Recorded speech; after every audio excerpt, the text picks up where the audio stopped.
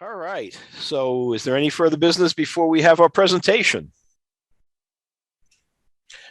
Okay. If not, usually our vice president does the introduction of our speaker. However, this evening, our vice president is our speaker. So I will be doing my best to give you the intro for Pete Modreski. It's difficult because he's a man who needs no introduction, but what the heck, we got to do it anyway. So I'll just speak from my experience. And from my experience, if you need information about rocks and minerals, your best bets are mindat.org, Wikipedia, or just ask Pete. Okay. Pete went to Rutgers University and received his PhD in geochemistry from Penn State. He is recently retired from the U.S. Geological Survey, where he spent over 40 years as a geochemist and communications specialist at the U.S. Geological Survey. And he is definitely a communications specialist. He is incredible at explaining rocks and minerals and a little bit of their chemistry as well, and explaining things to the general public and making it interesting and sometimes even entertaining. Pete is active in so many organizations. I could only list a few. I know he's with the Colorado Scientific Society, Colorado Chapter Friends of Mineralogy, Friends of Colorado School of Mines Museum. I know he's also done some work with the Colorado Science Teachers Conference. And of course, he's, as I mentioned, our vice president of the Guild. It is also rumored, and he may either confirm or deny this at his will, that he holds a patent on a process for forming hydrogen and other fuels utilizing magma. I don't think he's going to be speaking about that tonight because we're going to be talking about the Tucson Show, but I just figured I would throw something in there for the heck of it. And I can't say that Pete wrote the book on minerals of Colorado, but I do know for a fact that he was one of the editors. So without further ado, here's Pete. Oh, thank you, Joe. Well, okay. And yeah, that's true about the patent. There were about 4 or 5 of us who were working on that together, and we're all our names are on the patent for a process that was sort of conceptually demonstrated that it could happen, but it was never used economically. That was when I was working at Sandia Laboratories. Anyway, so I don't know if I was asked by Beth or if it was my volunteer idea to give a presentation about the Tucson Gem and Mineral Show, at which I was at in February, but that's what I'm going to be telling you about. And it was very much fun looking through all my pictures and putting this together. So I'm going to tell you everything that you ever wanted to know, maybe sort of, about what it was like at this year's Tucson Gem and Mineral Show. And I always have a really enjoyable time going down there. My history of going to the Tucson Show goes back even further than when I bought my Jeep Cherokee, and that's saying a lot, actually. But I went to the Tucson Show the first time in 1974, and that's when Regina and I had a son, Brian, who was 2 years old at the time, and we carried him around in the show with us. And as far as I know, I've been to the show every year since then. So it's been interesting, but this is just about the recent. How old is Brian now? Well, he's well, the present year minus 19. He was born in December of 1973. So I think he's 49. Right. That And I want you to know that Brian took oceanography from me. 37. Really? Yeah. I know something else about that too. Yeah. Okay. Yeah, Brian, he got a bachelor's from Metro State, right? And actually, he was taking courses, and he and his girlfriend sort of dropped out for a year or a couple. And I was actually told that one of the courses he was taking when he decided to take what's the word that kids use now when you take a year off from school? Whatever it is. Gap year. Gap year, or maybe it was more than a year. Anyway, that oceanography was one of the courses. I believe he dropped it in the middle of the term, and I was thinking, oh, how could you just drop oceanography? That must be cool. But anyway, back to Tucson. So I'm going to share with you a whole bunch of pictures, and it's not. I know many of you have been to the Tucson Mineral Show, and many of you some of you were there this year too. So I'm going to tell you some interesting stories about what was down there, which was by no means the entire show, because it's, of course, just like ours when we have it, it's a main show put on by the Tucson Gem and Mineral Society, which for many years has been in the Tucson Convention Center. And then there are all these satellite shows that take place all over town. In fact, let me go to sharing my screen. Okay, let's do this. So I'm going to give this a shot. Oh, there we go. Okay, thank you. Anyway, this was the promotional postcard for the Mineral Show, for the Tucson Show, and every year the show has a theme, and of course not all the exhibits at the show are of that theme, but many of them are. And the main theme was fluorescent minerals, so it was the show that glows. And thanks to there's a group called a nationwide and international group called the Fluorescent Minerals Society, and they organize the exhibits for that. And I see on the card, it says over 80 spectacular displays. Now, there may have actually been 79, I'm not sure, but they had a whole big room, all darkened with fluorescent mineral display cases. It was quite awesome. That thing on the right side of that postcard that you're seeing is actually a picture of a real mineral specimen under ultraviolet light. It looks like a creature from Mars, I know, but it's a real mineral specimen. So that was pretty cool. But so they could have another mineral theme so that people, because a lot of people bring really special, high class, very expensive, very beautiful mineral displays to Tucson, and they wanted to have another theme that would relate to displays that people could bring that weren't necessarily fluorescent minerals. So they also did apatite. And you see it says the Apatite Supergroup, and this gets into technical terminology about minerals, but apatite is one mineral. It's a pretty common mineral. Sometimes it looks pretty, sometimes it looks very common, but there's a whole group of minerals that have the same crystal structure, but with different chemical elements in them.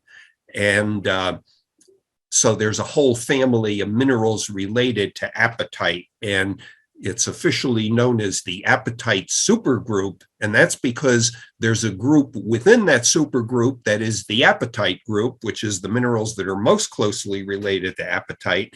And then there's more that are slightly less related. Well, that's more than you needed to know, but the other theme was apatite, and that was an appropriate mineral to choose because apatite is very often fluorescent too. So the two overlap. So anyway, that was the theme of the main show at the convention center.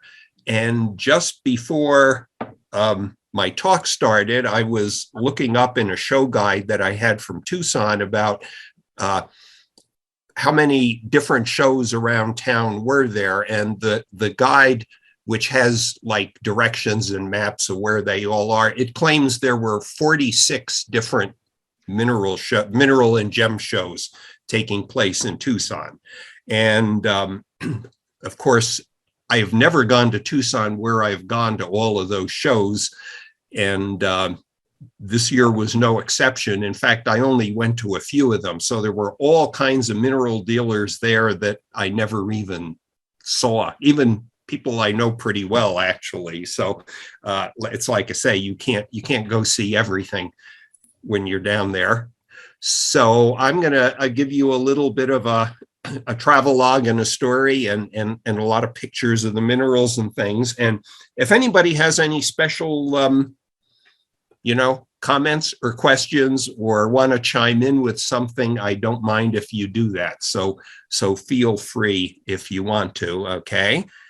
So I was, some of the show. So the main event Tucson show was the weekend immediately before Valentine's Day. Okay. So I'm checking my handy calendar again. So it was, it's 4 days. So it was Thursday through Sunday, the 10th to the 13th of February. Well, some of the shows start way back into January, and I think some of them sort of open up right after New Year's. So I got down basically a week ahead of time before the show. I actually left. I tried to coordinate my travel so I didn't have to drive through any snowstorms, which turned out to be an issue both going and coming. So I left Denver a day earlier than I had intended to miss a snowstorm that was coming on Wednesday, February 2nd, which was like a full 8 days before the show was going to open. So I drove down there on Tuesday, and I drove as far as, I'm still not doing good for getting these pictures out of here. Pardon me. Wait a minute. So I drove as far as Albuquerque, and I have a good friend down there, Ray DeMarc, who many of you know, who is one of the co-owners of the claims at the Blanchard mine. That's Ray right there. So I beat the snow down there, and I stayed at Ray's house.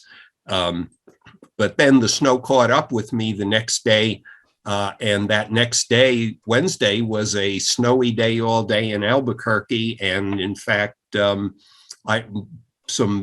many stretches of I-25 were closed down there. So I actually spent another whole day with Ray in Albuquerque, and we got to talk about rocks and all kinds of cool stuff.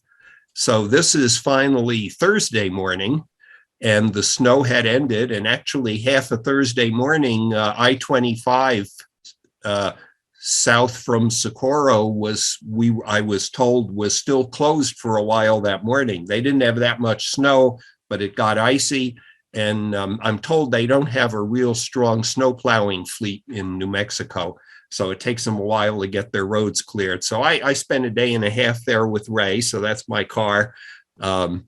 The aforementioned Jeep, and that's Ray, in case you don't. Not seeing your screen. Now, do you see Ray again? Yes. Okay. I don't know about again. Okay. So that's Ray. He's holding, actually, it's not azurite, but it's a blue copper lead mineral called linerite, but that's okay. And there's you see in my car now?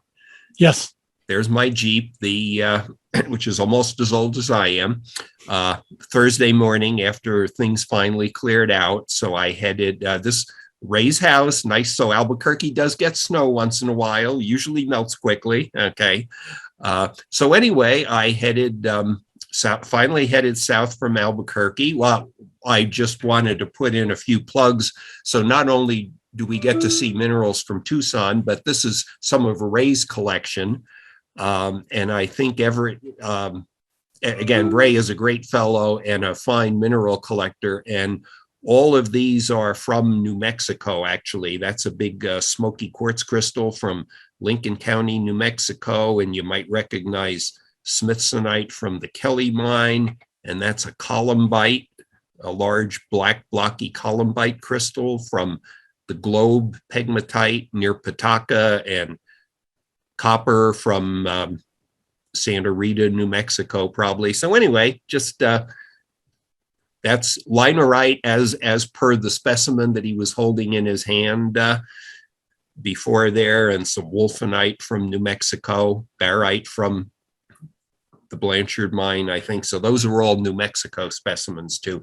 Anyway, so I tore myself away from there, headed south, and had time to have an excellent stop for lunch at a favorite place, which is in the little town of San Antonio, which is just south of Socorro and is the home of the famous Owl Bar and Cafe, which is supposed to be world renowned for the best green chili cheeseburgers in the world. So I got to partake of some of that there on my way down. Here we are inside the Owl, something the world's best burgers and steaks for serving for 76 years. Anyway, so I had fun having lunch in the Owl. I continued on down. I got a bit of a late start that day because I was waiting for the snow to melt and the interstate to open up that morning. So I only went as far as Elephant Butte. There's Elephant Butte Lake. I learned there actually is a small separate town of Elephant Butte just north of Truth or Consequences. So I stayed at the Elephant Butte Inn there, which was a fine place, and not many people there in February when they had just had snow and everything. It's not exactly the boating season. And just to throw in a little mineral picture, once on a field trip with some people from the USGS, where we were looking at some of the field sites that have been studied down in the Black Range area of New Mexico. There was an old timer geologist whom some of you may remember who was with us, Charlie Maxwell, who actually has a mineral that was named after him by Gene Ford, Maxwellite.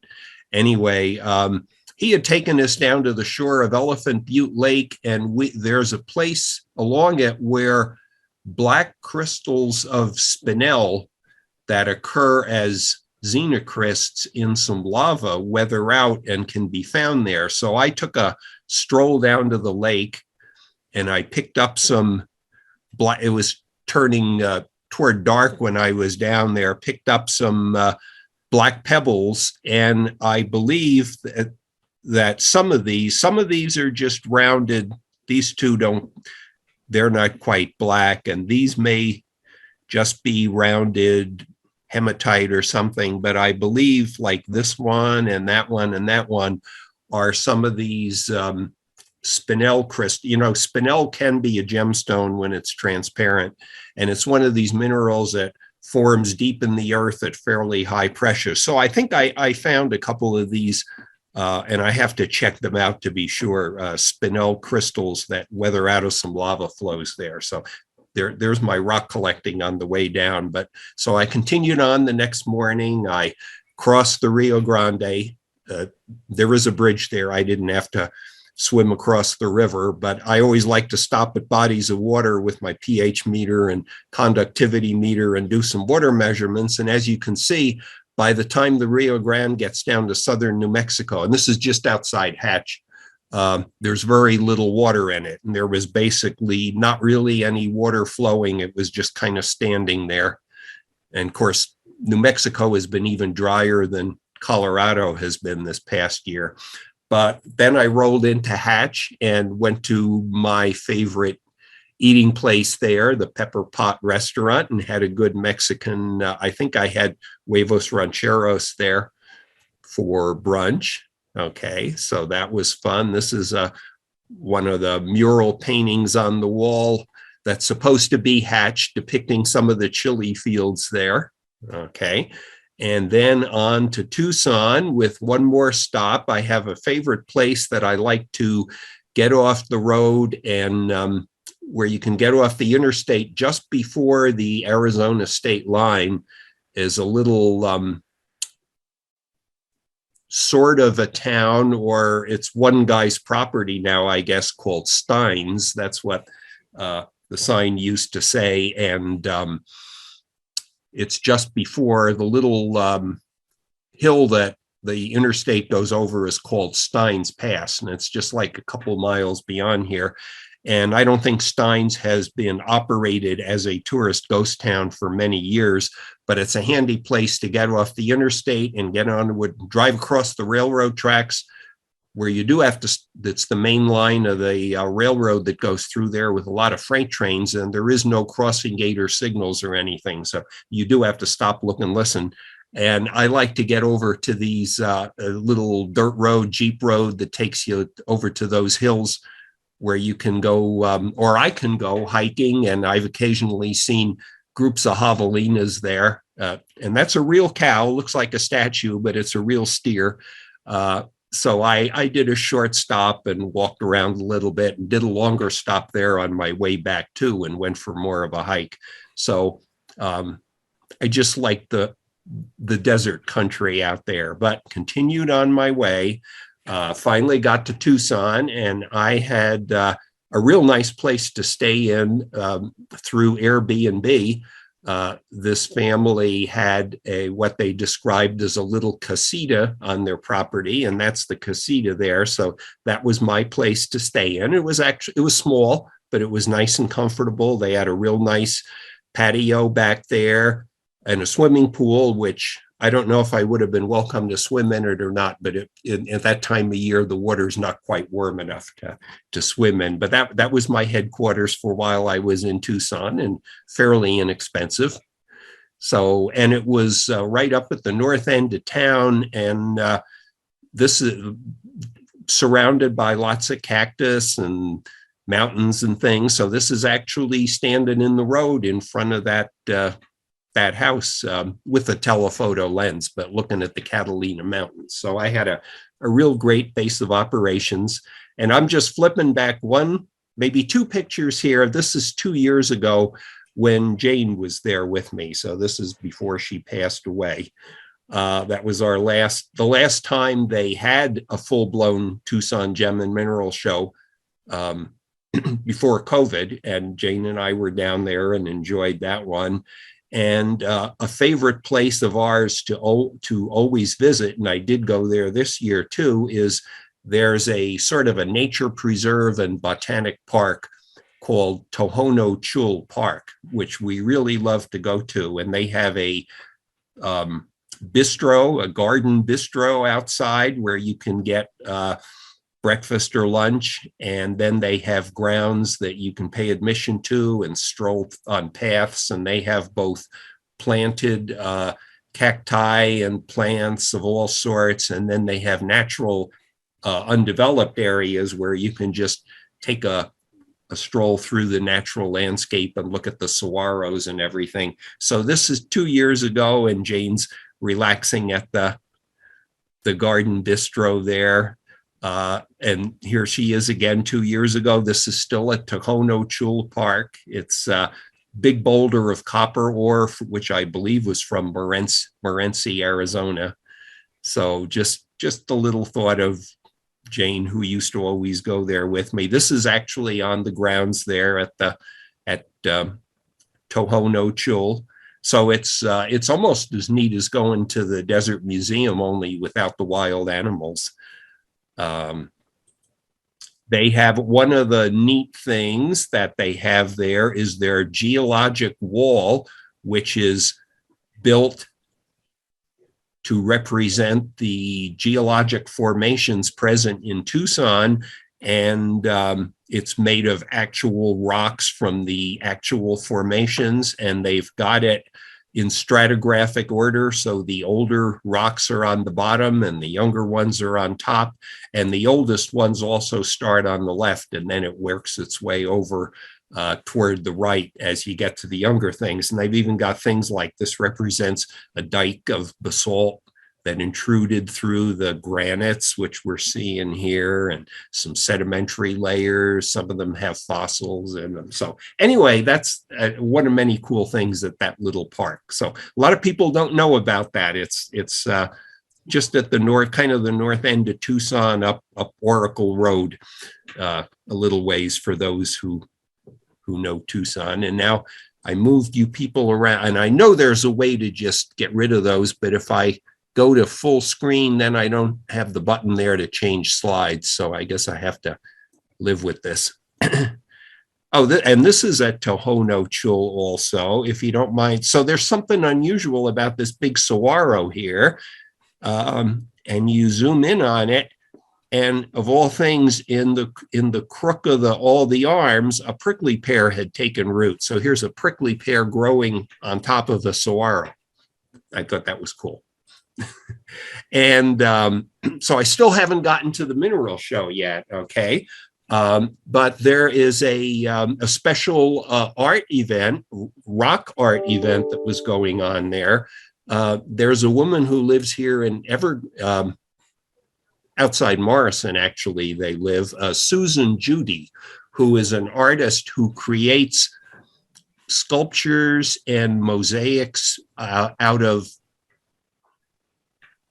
cut pieces of polished stones. And she was doing an art showing at the home of a friend of theirs in Tucson.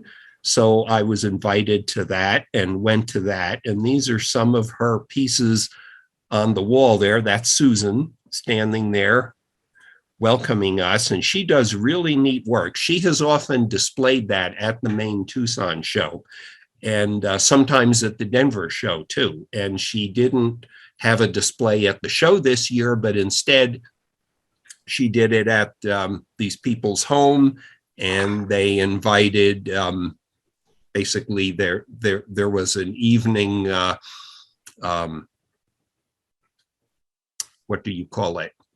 An event that was by private invitation, which I was at, where we had food and drink and such. And then it was open for several days where anyone could come there and look at her pieces. And, we're seeing all kinds of geologic structures, and you can see the neat different kinds of polished rocks fitted in there. And it, looks like faulting of rock layers, and looks like we got porphyries and jasper and maybe some sodalite and everything. Sometimes she has three-dimensional rocks sticking out of her pieces too. I'm guessing this might be supposed to represent the mountains and the valley around Taos. I don't know. So I had a neat time, and you can look up her website and see her pieces. I see. That's supposed to represent Death Valley then, and the faulting in the Black Mountains there, as I'm reading. And this is harkens the solar system, I guess. And we were debating whether this was supposed to represent an asteroid impact hitting this planet here. Could be. Anyway, cool stuff. Here's a few more. And here we have a dike of basalt cutting through other rocks. And this looks like an eruption of something, kind of a multimedia thing. Here's another one that looks like a pipe bringing crystals or spheres of something to the surface. And here's a river made out of, I want to say Canada bacon. It's Sow-belly agate. There we go, Sow-belly agate. And I recognize ruby corundum crystals there too. Anyway, pretty. That's Iceland. One of the things she specializes in is she's been making geologic maps of different states with all inlaid different rocks from the states. Those are basically one of a kind, made to order items. So a lot of her pieces are let's say they're not inexpensive, but a lot of work goes into them. So that was a fun pre-mineral show event. That's Judy with a friend who was strumming along and playing a little music there while people were browsing the artwork. So now so it's still midweek, and the main mineral show hasn't opened yet. And of course, this is when there's time to go visit all of the other 45 shows, like I didn't do, but that's okay. And this is a longtime friend and a really good fellow, Alfredo Petrov. Some of you may know of him. He kind of specializes in rare, unusual minerals.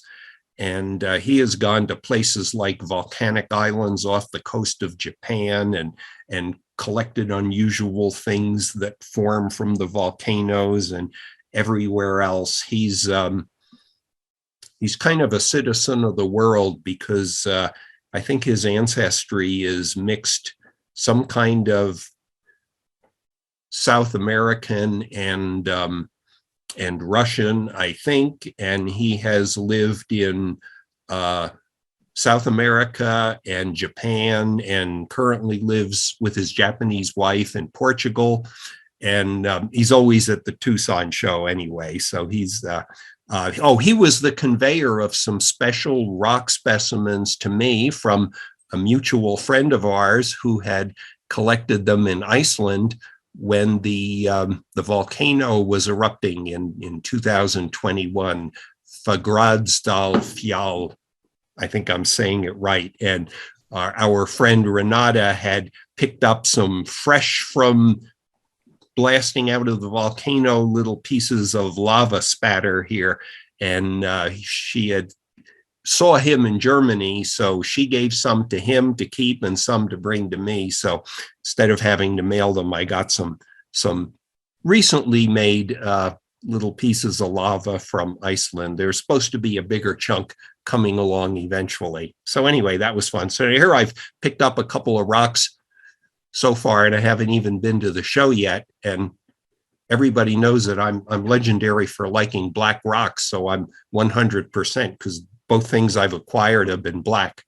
So one of the other things that was going on before the show opened was there was a mineral dealer and collector who was very well known and very well liked and respected by everyone, a fellow named Rock Courier. And those of you who are big into mineral collecting will have known of Rock Courier. He did a mostly wholesale mineral business. He passed away a few years ago, and his family, with the help of people like Alfredo Petrov, who have been working for them, have been working. He had an entire warehouse full of his stock of minerals that he would sell, okay, aside from his personal collection. So they've been working on selling and auctioning off this huge collection. And they were having, this was actually the second second of two auctions that were held selling his specimens. The first was, I guess, a year ago. So there was a display of his better specimens on display there in Tucson, and there was an auction being conducted over the internet by an auction house in Dallas.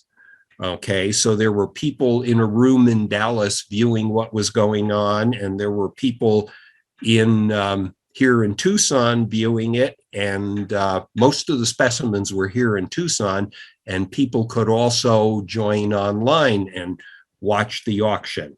And that was an interesting event. I have a few pictures. So this was what I'm showing you a picture of was actually a little booklet about the auction, which had some of the pictures in it. And where this was taking place was there was an icon in Tucson, a much beloved Mexican restaurant was La Fuente.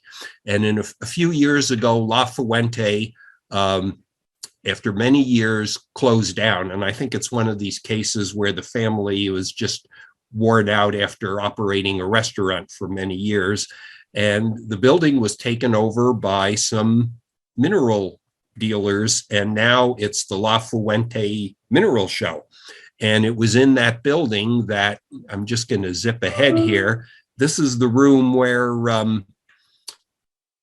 Rock's collection was displayed, and some of it were the pieces that were going to be sold at auction, and some of it were pieces from his stock of minerals that were priced and simply were, you could buy them as is for the stated price. Okay, so I'm just showing you. So these are some things out of the catalog from the auction. lot of very fine specimens. We see we've got some Colorado Amazonite here, rhodochrosite from South Africa. Show you another one. Some of these were interesting and unusual. That's a polished quartz rutilated with a unique starburst of rutile in it.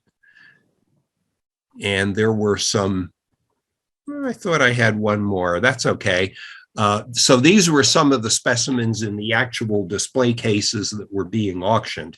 And I think everything commanded extra high interest and prices because they were from Rock Courier's collection, and he was such a well-known person. For example, this here is a big rhomb of Iceland spar calcite, and it's been polished to make it look nicer. So at the live, and I from my room at the casita the day that the auction was taking place, I logged on through my laptop and watched part of the auction again, which was the live auctioneer was in Dallas. That big rhombohedron of Iceland spar calcite sold for about $10,000. Okay, and this was some more of the auction material. These are variscite nodules from a very famous and kind of unique locality where the variscite occurs as these rounded nodules of solid variscite, rimmed varicites and an aluminum phosphate mineral, rimmed by some other phosphate minerals. So these were part of the auction. I thought these, I think, went for a very reasonable price. This is sort of one of those extinct localities that is unique in the world, and I think these sold for not much more than $1,000 a piece, which I think was a good deal. Okay, and these were some more of his specimens these were the ones that were priced and were on sale. Right there, it says crystals, not pistols. Both of them say that. Anyway, hemimorphite and epidotin quartz from Alaska. And let's see, there was a whole display case full of uranium minerals, autunite. And I think most of this was from famous locality for autunite is the Daybreak mine in the state of Washington. And I think that's where these were from. The Geiger counter helps to convey the idea to people that this stuff is pretty hot. So you should take good care of it if you're going to buy it. One of his other displays, and some of you may recognize, I thought this was pretty cool. These were polished slices of watermelon tourmaline from Madagascar.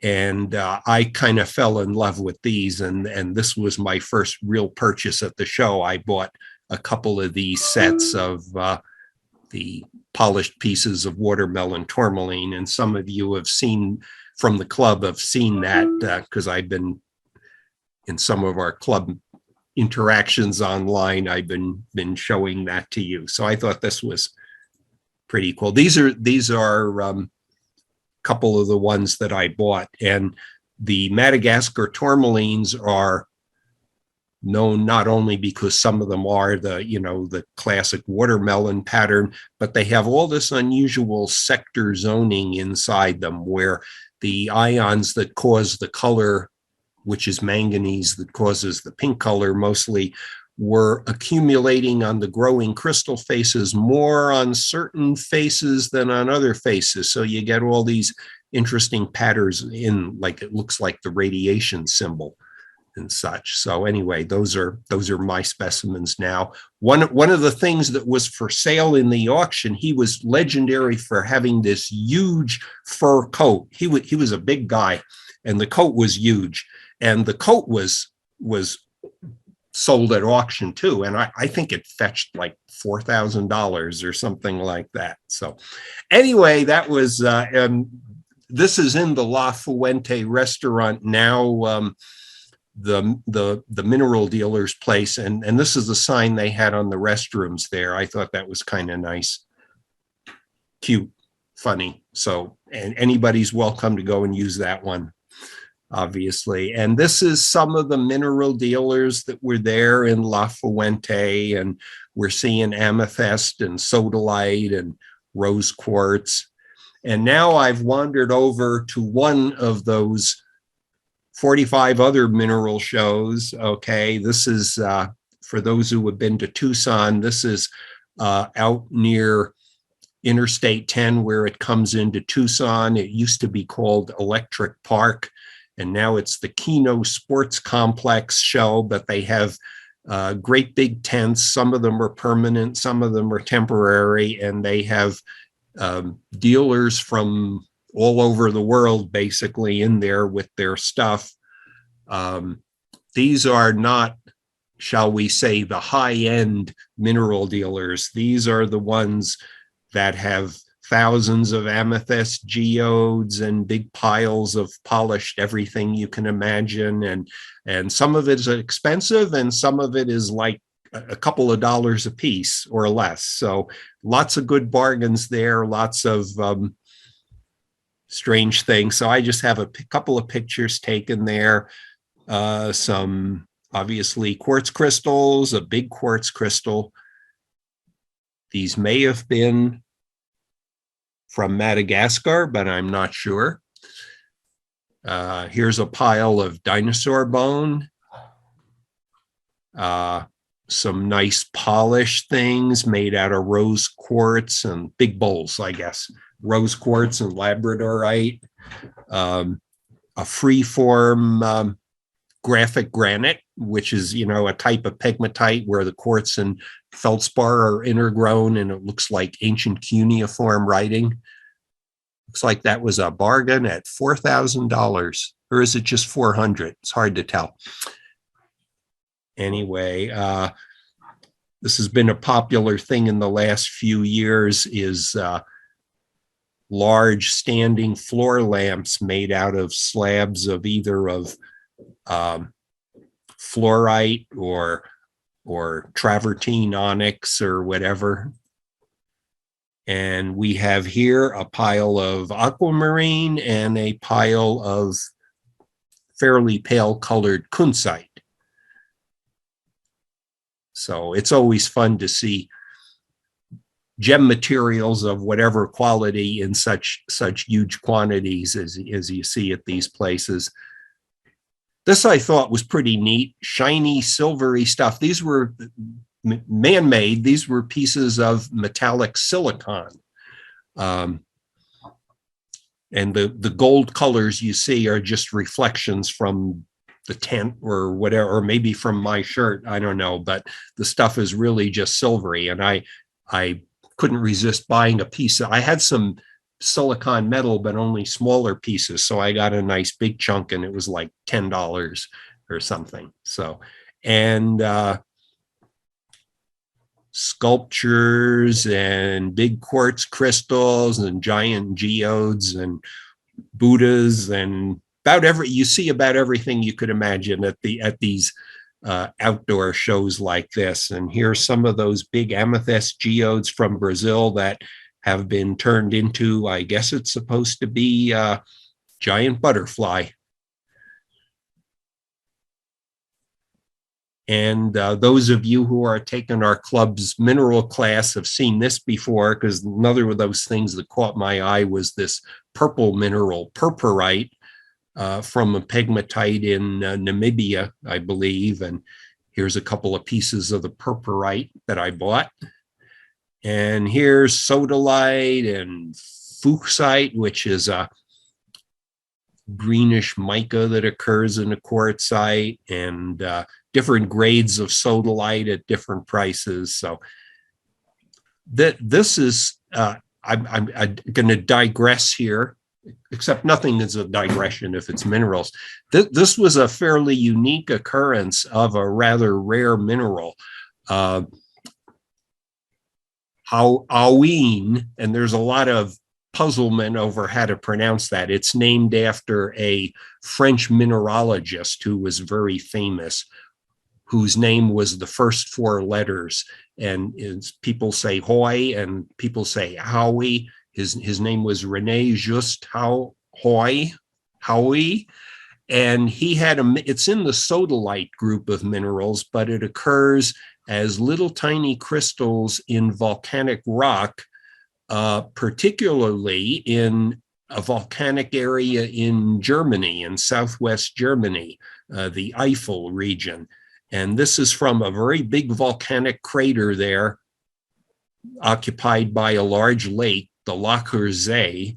And this was sort of a one-time find. And so these are pieces of a vuggy volcanic rock, and they got these nice bright blue crystals in there, and that's the mineral aween. And I was told this was kind of a one-time find that someone had made, and they find this, but usually they're just microscopic crystals, and these were bigger. Here's a zoomed in photo where you can see the crystals. Anyway, I just thought that was pretty cool, and if I had lots of money to burn, I would have bought one of those.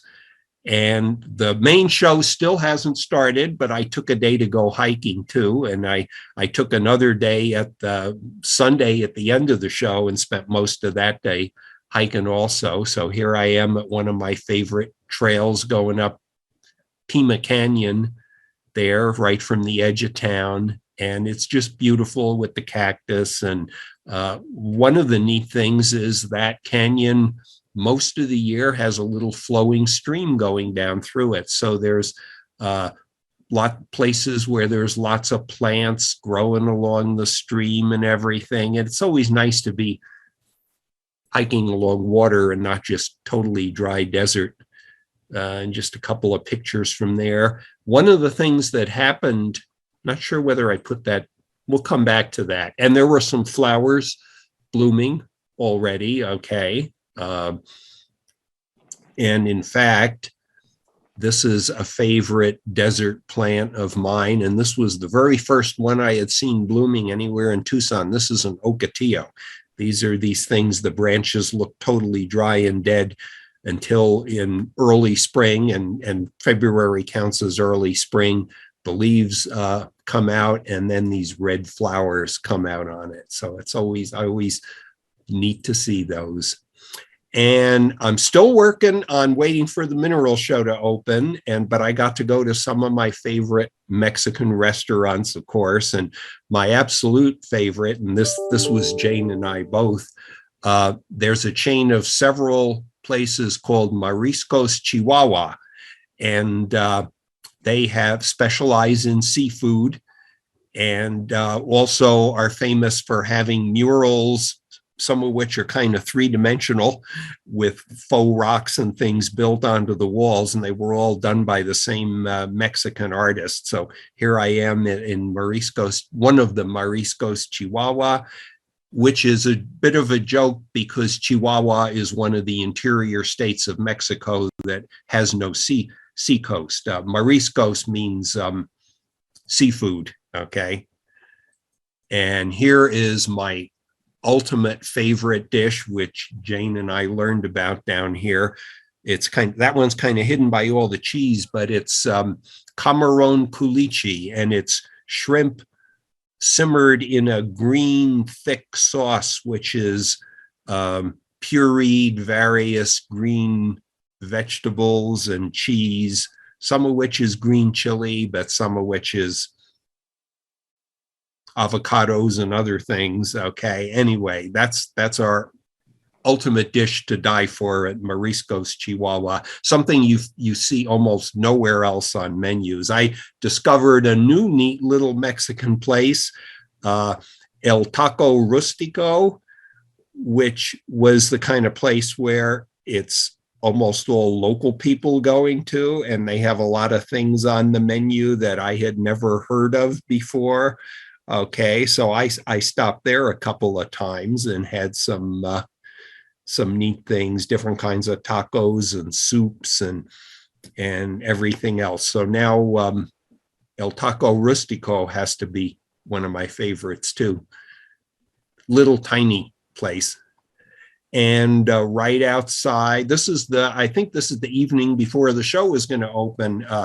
got back to my casita, and one of my favorite desert animals, there was a couple of javelinas trotting across the road, and that's right opposite my place. So there's Senor Javelina, or maybe Senorita Javelina.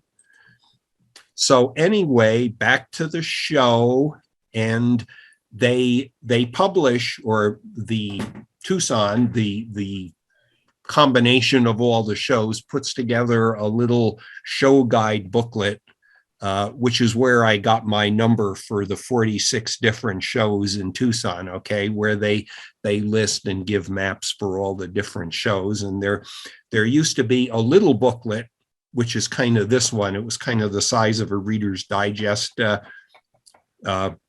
magazine issue, okay? And then there would always be a bigger one that was like the size of Lapidary Journal, let's say, but very thick, that would have more details and list all the dealers and all the shows and everything. And I think they, with the uncertainties about who was going to be there due to COVID and everything, they didn't publish the big one, but they published the little one, which had the short version. But what they did publish that they've also had in many recent years is they had a big one. That's the Metaphysical Guide to Tucson. And this has got ads and listings of all the dealers who are specializing in selling stones of great energy and metaphysical uses and healing uses and everything else. And you can believe some of it or all of it or none of it or whatever you want, but they publish a whole big guide, and they have big stacks of these outside all the mineral shows, so people can take one and you can read all sorts of articles in them about what aqua aura is and what celestial quartz is, and I think some of these they make it up as they go along, but that's okay. So anyway, lots of interesting things, and here we are finally at the Tucson show in the convention center. And I think I must have taken this picture early in the morning when the show had just opened and not many people had gotten down to the floor yet, because there's not many people there.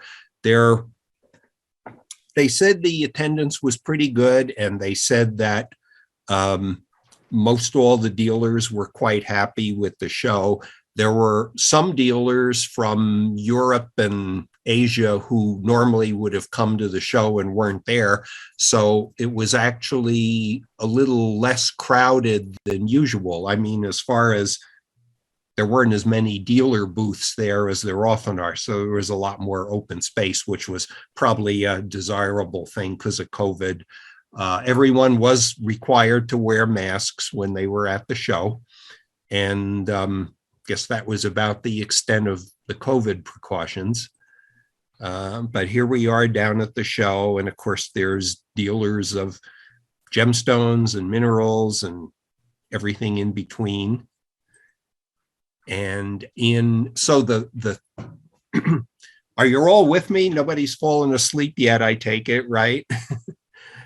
I'm just having a great time telling you about this. So as one walked into the entrance of the show, they have an aisle where universities and organizations, museums have some exhibits. And this is where I always used to have my U.S. Geological Survey booth, where I would sit and talk to people. So this was at a booth from the Mineralogical Society of America, and they had a little display there about apatite that was focusing on the ways that apatite occurs in commercial amounts in the world. Because, you know, apatite is calcium phosphate, and phosphate is one of our most important fertilizers. So there's a lot of interest in mining apatite, mostly for fertilizer. So here were some examples, and here's the explanation that went with it.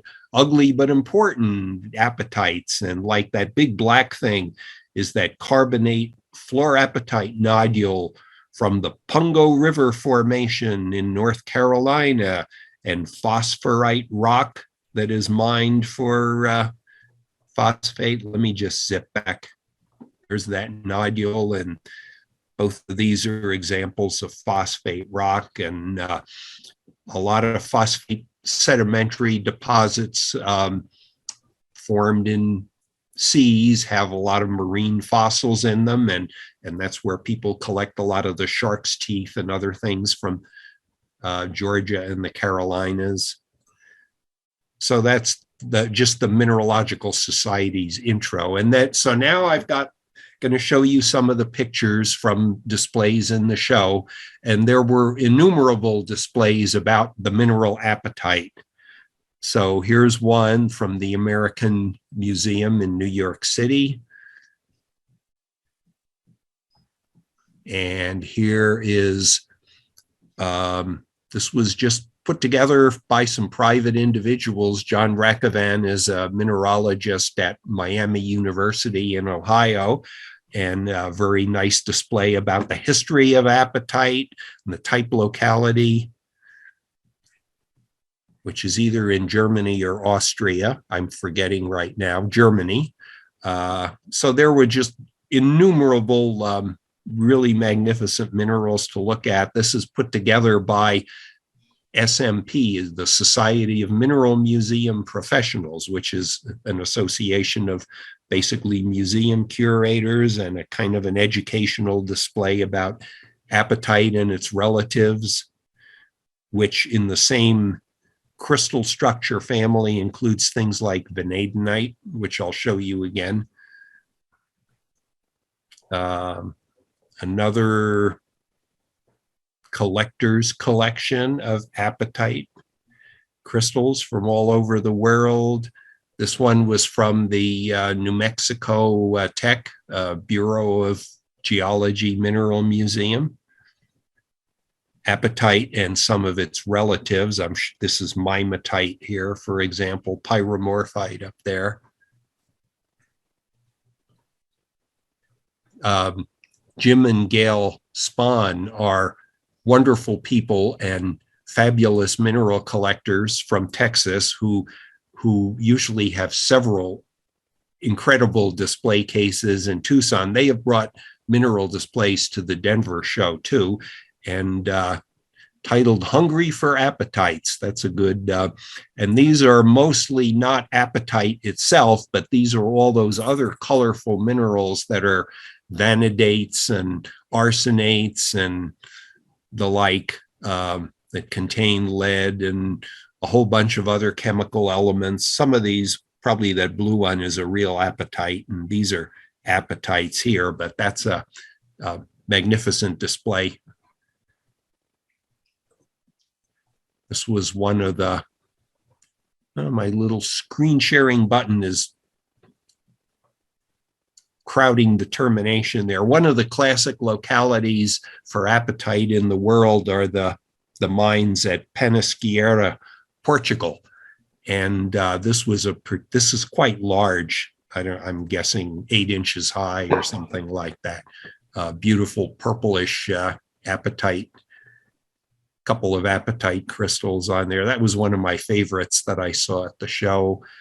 This is kind of a classic area for large apatite crystals, is in Ontario and Quebec in Canada, and that's a big one from there. Beth Simmons and I have been having this big ongoing discussion of, she's been wanting to get, an old name for apatite is asparagus stone, because some of the apatite crystals are the greenish color of asparagus, and they're the elongated, so they look like asparagus spears. And she was wanting me to find some that I could bring back and we could put in our Hard Rock Cafe rocks that look like food display. But I maybe saw some sort of in museum displays there, but there wasn't any asparagus stone apatite that I could buy. But that you could accept. This one's a little on the brownish side. You can take that to be a big stalk of asparagus, eh? And this is more apatite from the same region. And these, most asparagus isn't as gemmy as this apatite is, but that's some pretty nice apatite. And just, there were more things than apatite there on display, of course. real spectacular big crocoite specimen from Tasmania. Kunzite, the gem variety, is spodumene from Afghanistan mostly. Here's another real pretty tricolor. I guess it's greenish and violetish and color. I'm not sure what the tricolor is, but it's marked $3,500 anyway. This is a classic locality for garnets in schist that you may recognize in Austria. The classic place for garnets there, and they have that real brown, mahogany brown appearance, kind of opaque, kind of distinctive. That's just a beautiful big plate of that. Smoky quartz from Mont Blanc. Just a magnificent display of gold and calcite, and that pink one is rhodonite. It's not rhodochrosite. Aquamarine, tourmaline, emerald. Can't knock those. I always enjoy seeing Afghanite because it's neat to have a mineral named after a kind of an exotic country. And Afghanite is kind of in the same family as sodalite and lapis are, but it occurs as these, well, they're a pretty blue color. They're usually not actually gemmy or transparent, but I just think Afghanite crystals are neat. It's one of the things I don't have a specimen of. And here's one I thought was pretty cool. I guess I personally, as a geologist, have always loved the rock forming minerals. And this is from Vietnam. And the pink crystals are spinel. That's what you would call ruby spinel. And the orange brown one is a mineral called chondrodite, which occurs in metamorphic rocks in marbles. And that's what this was. This was white marble, and the marble has all been dissolved away in acid. You can see a little bit of it left to expose these unusual minerals that had formed in the marble. Spinel is used as a gem, looks a lot like ruby. And I thought this was pretty cool. This is the mineral sugilite, which occurs mainly in South Africa and is particularly deep, rich, royal purple color. It was called royal azel and things like that at the time when it was only discovered, I think, in the 1970s, and is quite expensive when you get it in this good a quality, and gets put into fine pieces of jewelry. And there is, of course, a lot of jewelry and gems on display in Tucson too, not just minerals. And these were a selection of different minerals that didn't necessarily relate to apatite. Okay. Chrysoprase and other things. This was a display of special stones cut by a very, very famous gem cutter, Victor. Don't even try to say his last name. I can't say it either. Tulzakov or something like that. Ron knows him. I have met him too in Tucson. In fact, 2 years ago, Jane and I sat next to him at a special banquet in Tucson once and got to have a real nice talk with him. But he does special, unique, fabulous stone cuts. This great big purple one claims to be I'm reading right here, the largest cut spodumene in the world, 3,051 carats. Victor Tuzlakov is his name. And I have the still picture doesn't do it justice. You really need to look at it from different angles as the light reflects off all the facets. Okay, but he does special unique stones, and his name for that stone, which I wrote down here on the paper that I now lost, but I can read it off that. This is called wait a minute. Here, Pete made a special point of writing that down, but it disappeared on me. It's quite well. Oh, here I could. It's the title of that stone creation is "Fragility of the Earth," and that's our 3,000 carat spodumene. And he's posted it on Facebook as well, a couple of times. Okay. Anyway, here was a nice going beyond. This was an exhibit about twinning in crystals, something we've been talking about in our minerals class. And here we have feldspar Monobach twins and feldspar Carlsbad twins and twin dolomite crystals and other things. That's a big Japan law twin quartz crystal. And here's a smaller. I think these are all Japan twins quartz. And we were talking about the two in our mineralogy class the club has been doing, the two quartz crystals growing out from a mirror plane between them, not quite at 90 degrees to each other. Here's a great big one. So this is the display that Donna Self put together from the museum in Farmington about minerals used as pigments in paint, which she also brought to our guild show at the fairgrounds last month, which was pretty cool. Throughout history, humans have been utilizing minerals to create pigments. Mineral-rich clays were mixed with water, et cetera, et cetera. Anyway, there were a whole row of cases dedicated to a very knowledgeable and much liked fellow who worked at the mines who was a geologist at the mines in Bisbee, Dick Graham, and he passed away last year. And they had I don't know how many cases, 6 or 8, I think, possibly, about minerals from his collection and documenting his life and career as being the person who knew about Bisbee minerals. And of course, here we're seeing azurite and malachite and cuprite and other things. This is something neat that the club did. They had a mineral quiz, a very difficult one, I will vouch for.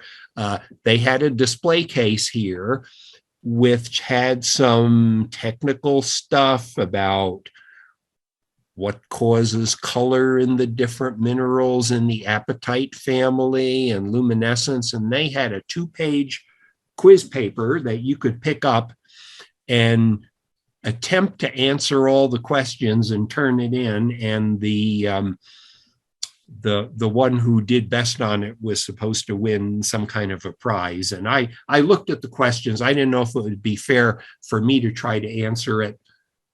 But in honesty, I didn't know a lot of the answers myself either. So it was a tough quiz. And I guess it gets announced to the club who did best on it.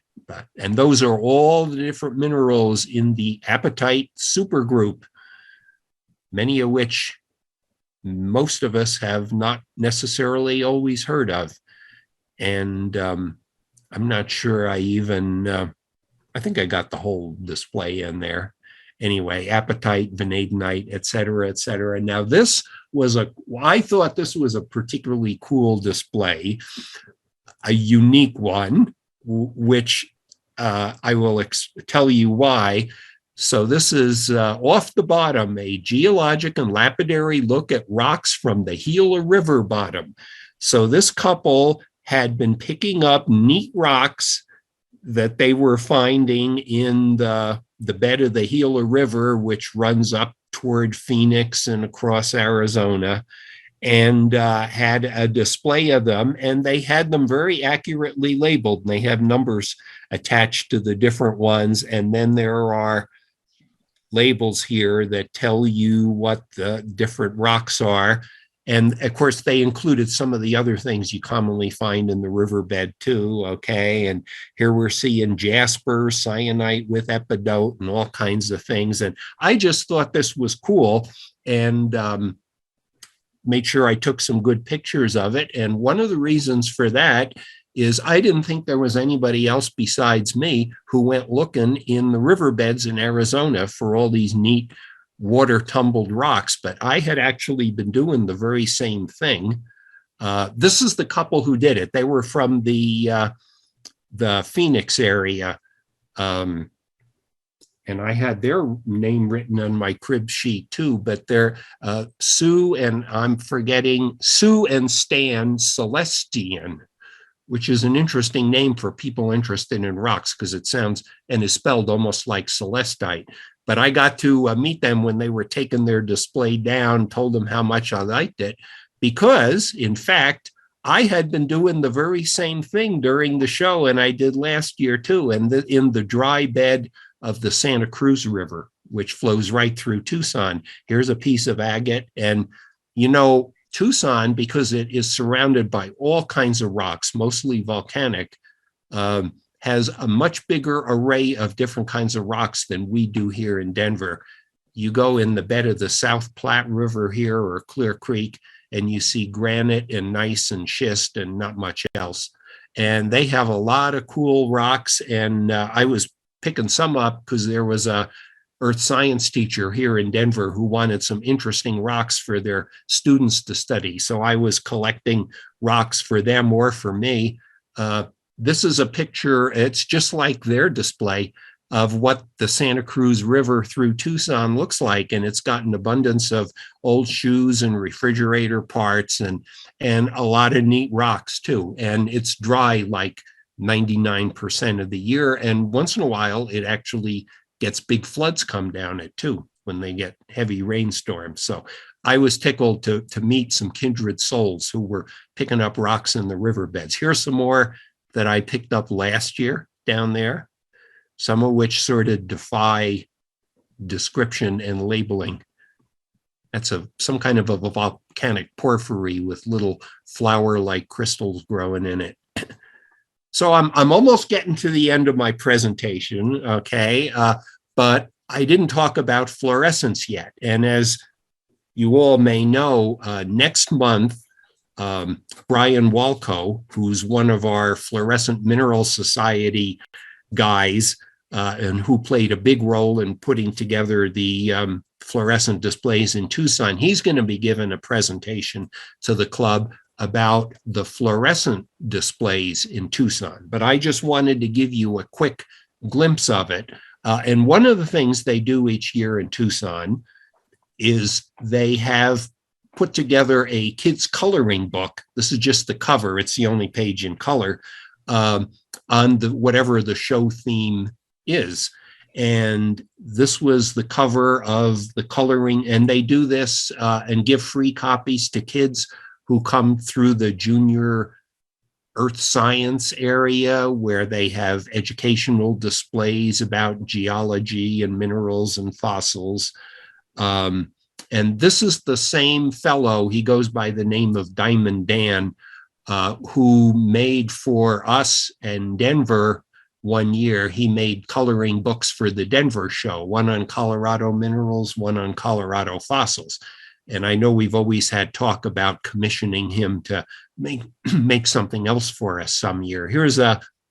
These are really well done. Here's a page inside the book talking about phosphorescence and tenebrescence and some of the fluorescent minerals. And of course, it has instructions of, I don't know whether many kids ever actually colored them or not. Maybe they do, but I have quite a big collection of these free booklets that I've picked up every year in Tucson, but that's a neat thing. So so this is just a taste of the fluorescent displays of the 70 some cases of fluorescent minerals that were on display there. This is what the room looked like. Everything was in black cases with built-in ultraviolet lights, of course, and the room was illuminated with some fairly low-intensity red lights so you could see your way to walk around. This is before the crowd started coming in to look at everything, and it was harder to take pictures once all the people were in there. So you're not supposed to tell Brian that I showed you some pictures of some of the fluorescent displays, but they were, and we we didn't do a bad job in the 3 display cases we had at the fairground show here last month, but they had quite a spectacular job. These are all gypsum clusters. Gypsum often fluoresces that way. Here, next one was an absolutely incredible display of fluorescent fossils, which included petrified wood and ammonites and just about everything you could imagine. One of the recently discovered, or a name recently coined, fluorescent rocks around is what goes by the name of euperlite. And some of you may be familiar with this. This one fellow discovered that pebbles of a certain kind of igneous rock, it's a type of syenite, and it contains a variety of the mineral sodalite that is fluorescent. And you can find them as beach pebbles along the shore of Lake Superior.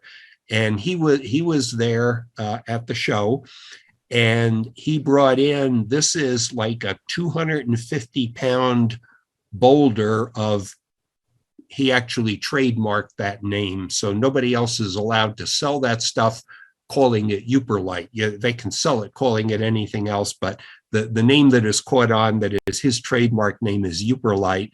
And there's the same thing with the long wave ultraviolet light on it, and all the yellow grains of sodalite, variety Hackmanite of sodalite is what they call. So that's the largest piece of euperlite that I've ever seen. Okay. And we, the Fluorescent Minerals Society, had a little booth there of information and talking to people about the exhibit. So I took a couple of turns sitting at that booth, telling people about, mostly telling them was just go in there, look at it, it's incredible. But if people had any questions, we'd try to answer them. And also the Fluorescent Minerals Society had its annual meeting one evening. And actually we had like 90 people at the meeting, I think. And they're actually an international group. We had one couple there from Belgium who belonged to it, who made the trip here for the show. So they had their meeting with a silent auction. I mean, a lot, and talks and looking at rocks and everything.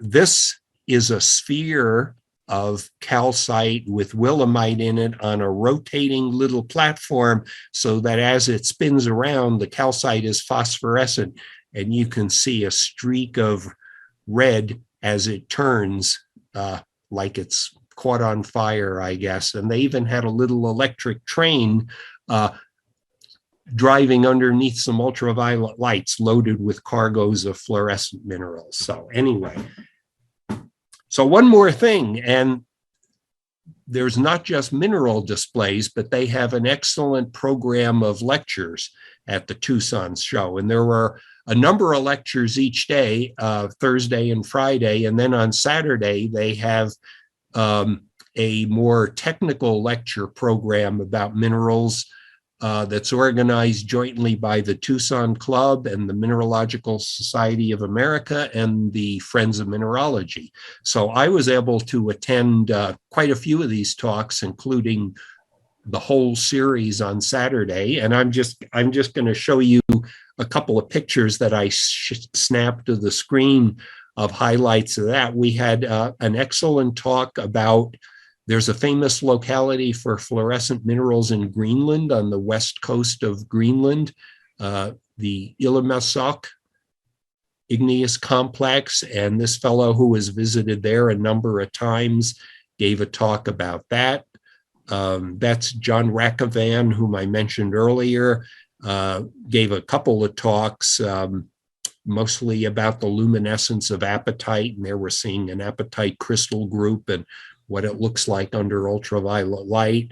There's a polished section of an apatite crystal under ultraviolet light. So we're seeing different luminescing zones in the apatite.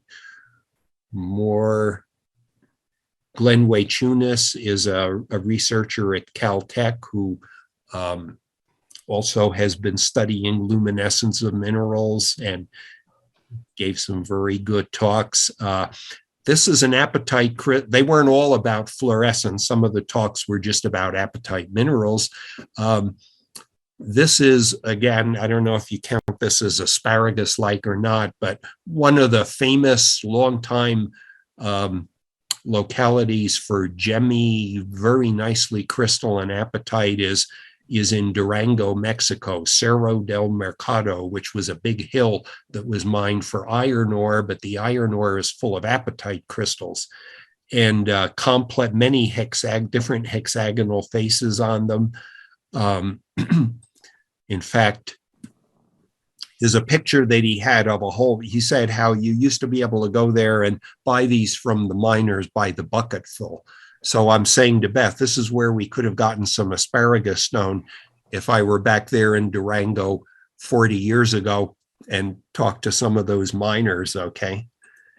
This was a talk presented via Zoom by someone from, I think it was coming from Myanmar, about the fluorescent minerals from Mogok, formerly Burma, now Myanmar. And more, and I'm just gonna, there was a talk about fluorescence of diamond. I knew that many diamonds are fluorescent. That's an example of diamonds that show varying degrees of fluorescence. Something I learned from this, I used to think that fluorescence in diamonds was simply a good thing because it made the diamonds look brighter and bluer, whiter. But one of the things I've learned is that's considered a mixed blessing, because when you get diamonds that are naturally fluorescent, and some of them will fluoresce strongly enough that they'll fluoresce just due to sunlight, it kind of gives a hazy glow to the interior of the diamond, and it makes it look less clear. So its clarity value goes down. So fluorescence in diamonds is not necessarily considered a virtue. This is a famous display that GIA, Gemological Institute of America, has a whole bunch of diamonds, colored diamonds, and here they are under ultraviolet light. And I guess these were selected to luminesce under UV. So some diamonds fluoresce, not all. And I think I'm just about at the end of my talk. I was going to mention that I often find some good books to buy in Tucson, and this was a new volume that was just published last year on agates. Pat McMahon and was the author's name, and he was or is an agate collector extraordinaire, I guess. And he published, and this is like a big coffee table size book of magnificent photos of the agates in his collection. And I was just going to show you 2 pages of it. 2 pages was all he had from Colorado. And here's plume agate from Del Norte, Colorado, which some of you have probably collected at. And these 2 are supposed to be from Colorado. This one from Wolf Creek Pass. And I'm not familiar with McElmo Canyon. And this is a type of fossil fern that is agatized. It says it's in the Four Corners area. And then we switch over to Idaho here. So that's what he had of Colorado in his book. And I was, the last couple of wrap-ups, I was mentioning that, or was going to mention, that there was a huge forest fire in the Catalina Mountains about 2 years ago, right outside Tucson. And you probably saw pictures on the news of the whole hillsides visible from the city were covered with flames. And one of the things I was pleased by when I went for my hike up Pima Canyon there is I had hiked there last year too. And the ground was fairly well burnt. And what I saw now this was not the most intensely burned area from that forest fire, but there was actually very little evidence of the fire left. The vegetation had regrown. There were some mesquite shrubs that had been charred. This was the stump of a yucca that had been killed and burnt by the fire. But aside from these occasional things, it didn't really look like it was recovering from the fire anyway. So I retraced my route back to Denver. This is my favorite place at Steins Pass again. I stopped here. I went for a hike up to the top of these hills that you're seeing there. That's me up on the hilltops. This is something curious I saw in the volcanic rocks there that it's always nice to see geologic mysteries. There was this thing standing up, must have been harder than the volcanic rock around it, and it was like a hollow thingy. And I don't really have a good explanation of what it is or why it formed that way, but it was just there. And here I am back in the road into Colorado. That's my little javelina mascot that would often travel with us. And here I'm passing, and I'm going to zoom in on this. This is Huerfano Butte, which is a little lava dike that sticks up south of Walsenburg, and wind turbines and the snow-covered mountains of the wet mountains visible ahead of us. And I thought you might like to see, so what did Pete actually buy in Tucson? And really not all that much, perhaps. And some of these are things I bought possibly for gifts for others, okay? But I bought 2 little cactuses at the Tohono Chul Park. And these are my sliced tourmalines that I showed you before, and my silicon metal, that's rainbow obsidian. It's funny, I started getting these together to take a picture, and I suddenly realized that the specimens I was putting here, half of them were things that I had bought here at our own show at the fairgrounds, the Guild Show.